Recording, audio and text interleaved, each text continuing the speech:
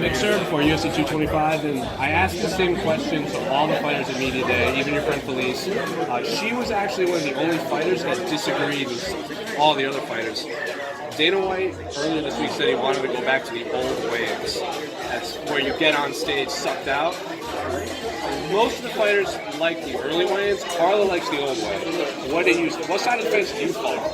Oh my gosh, it's really like if you're going from a fan standpoint, or like what's the point in a mock weigh-ins at this point? Like we've all had time to rehydrate. Like I think it's cool from a fan standpoint to have like.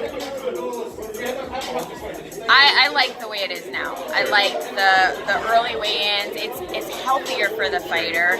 If they want to do the early weigh-ins and have a crowd there, then that's fine. But that's the official weigh-ins, and it's healthier for the fighter. And a lot of fighters put a lot of weight. And I mean, it is about. I don't want to say it's not about the fans, because it is about the fans, but it also is about protecting the fighter and keeping them safe. And but somebody like Carla too, like she doesn't really cut a lot of weight. I don't know, like I don't really cut a lot of weight either. Sorry, I'm like so kind of not indifferent about it. I just, especially with like the sooner you can weigh in, the better. Sure. And when Darren missed weight, Darren Till a few weeks ago, he missed weight by 3 or 4 pounds. He weighs in at 170. He said he usually balloons up to 200 come fight night. Wonderboy said he wouldn't take the fight unless Darren Till re-weighed in the next day at 188. He wouldn't take it if he went above that. Are you in favor of that if an opponent misses weight? Like, they can't balloon up and give him an advantage. I am definitely in favor of an opponent not ballooning up and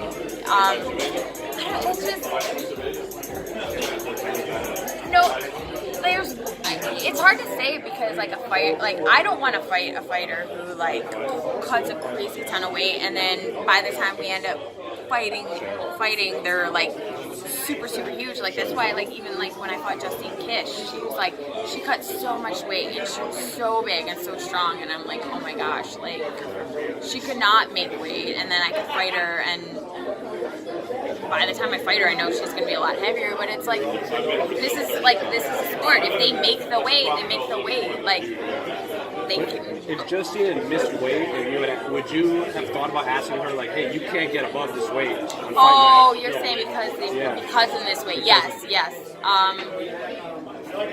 But at the same time, I think that somebody who cuts that much weight, it'd be so hard for them to not. But that would be a good advantage to be like, hey, you can. Otherwise, I agree with Wonderboy. I think that's fair. And if your opponent say does miss weight, what's the threshold that you would accept the fight at? Like for example, Mackenzie Dern basically came in an entire weight class above, and Amanda Cooper still took the fight. At what point do you just say no? Oh my gosh. I think that first of all, it's super unprofessional to not make weight. And if you miss weight, especially at a lightweight class by like 7 pounds, I would definitely not have taken that fight. I say I have like a 1 to 2 pound tolerance. I mean, if people can't even come close to making weight, then I shouldn't be in a position to where I have to feel like I need to take the fight, or I'm gonna make the UFC mad, or I'm gonna make the fans mad. Like how if you miss weight by that much, it's I show up, I do my job, I'm being professional. Like if you're that unprofessional, then you shouldn't even be allowed to fight. You should be penalized from the UFC too. So there would really be no amount of monetary gain for you to take that fight. Like I think Amanda got like 30 or 40% of her fight purse. There's no fine that she could get that would make you take that fight. I mean, not risking an injury or a loss because if somebody is coming in at clearly another weight division, then that's on them. They should be penalized. Like, hey, you don't get to fight, you don't get paid. Like, there should be more consequences for them. And I guess it depends on the opponent too. Mackenzie Dern is but even at this level, when you're at the UFC level, you're gonna fight tough fights, and having every little advantage matters, so every disadvantage matters as well. It's it's not like 1 or 2 pounds. Like, no amount of money could make me say, like, oh yeah, I'll just take the fight, because I'm a fighter. I'm prideful. Like, I'm not gonna come in at a disadvantage.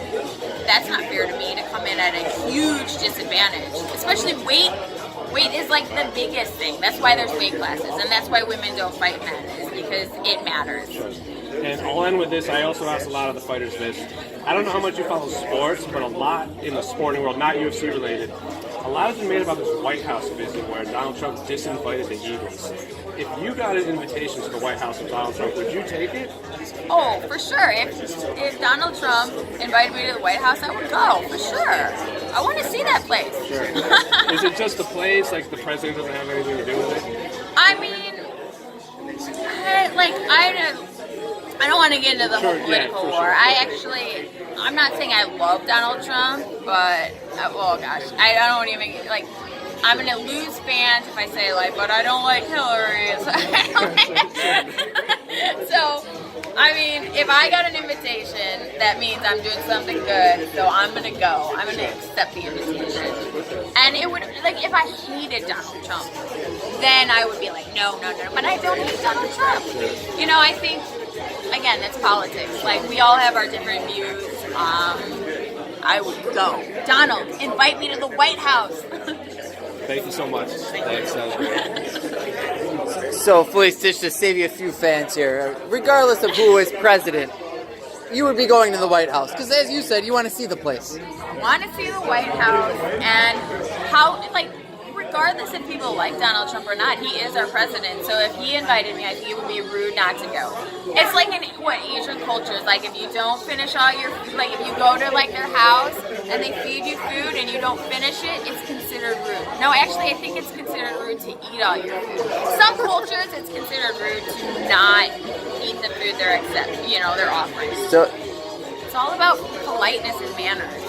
absolutely. So let's get back to here in Chicago, UFC 225 this week. You have one of your best friends on the card, and it's your hometown, right? Let's start with you. Were you disappointed that you didn't have the opportunity to be on this card?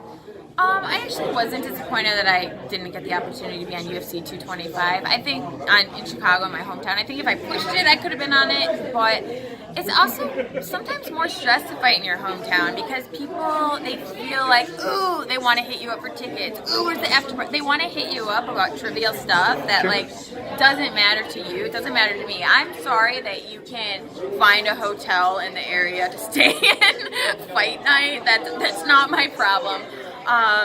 And Carla and I have fought on the same cards together before, and I already knew she was fighting on the card and did not want any part of that because when we fought in Oklahoma City together, Carla actually fought before me, and I was in the locker room and just like I couldn't focus.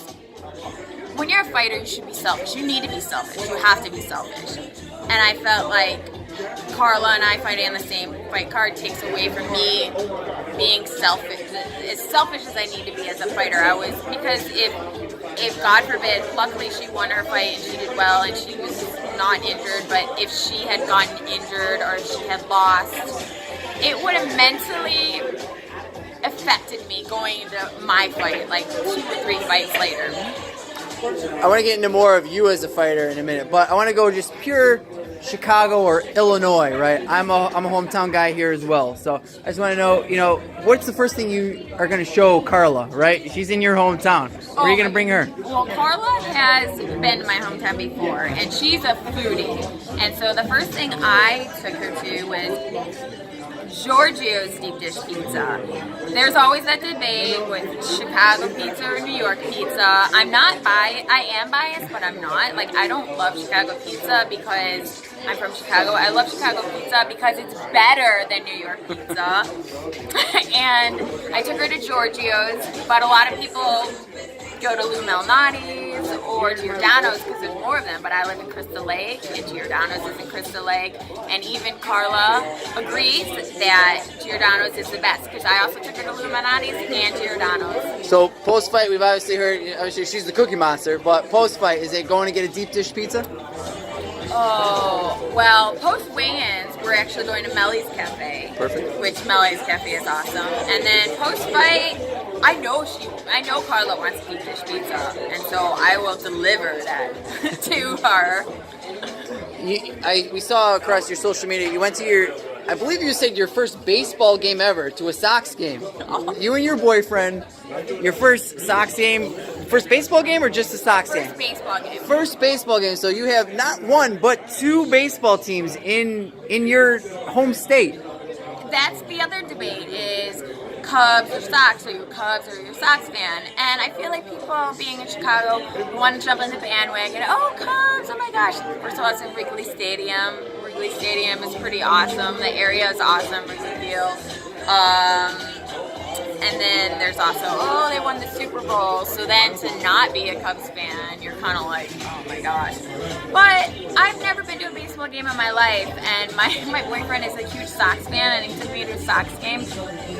I used to say, "We Sox," that's their motto, but now I can't say that anymore. We Sox. I will help you out a little bit here, because your boyfriend is definitely gonna get on you, because you just said that the Cubs won the Super Bowl. Oh wait, I don't mean to call you out, but you said it, so. No. What did they win? The World Series. But Cubs won the World Series. I'm sure your boyfriend would be tearing into you for it regardless, but nevertheless, let's move on to you and what your plans are here for your fighting career. What's next for Felice Herrig? Obviously, you're approaching that, title contender status. You're right there. You're on the precipice of everything you've worked for. What's next for you?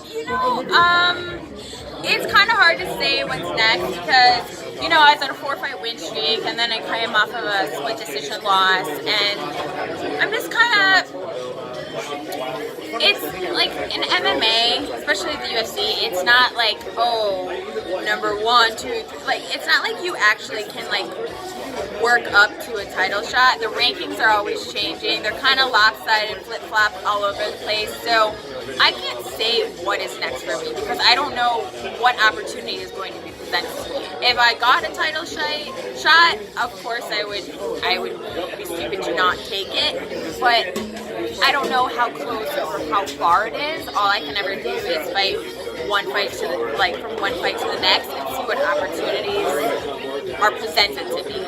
So it's always, as a fighter, the goal is always to work towards a title, get a title shot, be the next champ. That's always the goal. And I think it's actually that simple. And I think that when you believe in yourself and you work hard for something, even if the pieces of the puzzle don't fall together the way you want them to, they're still going to happen, but just maybe not in the order that you would like or how you would want them to. Okay, so I lost, so I lost the fight. Does that mean I'm done? Does that mean I'm never, I have to start all over again? So what? Even if I do have to start all over again, I'm a fighter. I'm just gonna keep fighting my way to the top. That's all you can ever do. Is there someone that you want next? I try not to say who I want next because it's okay. It's just you and I here. There's no one else listening. No, it's not just you and I. I'm also at a weird spot because my gym is moving right now, so I'm just kind of, I'm not trying to book a fight right away because I have to help with the move and everything. Not help with the move, but I don't want to be in training camp while my gym is in transition. So we'll leave it at this. My last question. Carla Esparza, UFC 225 this weekend. How does she win the fight?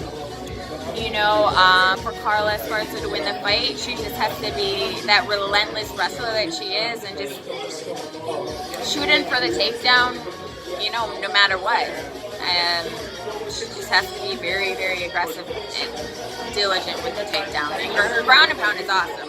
So, takedown, ground and pound, that's how she wins. Felice, thank you so much. Thank you.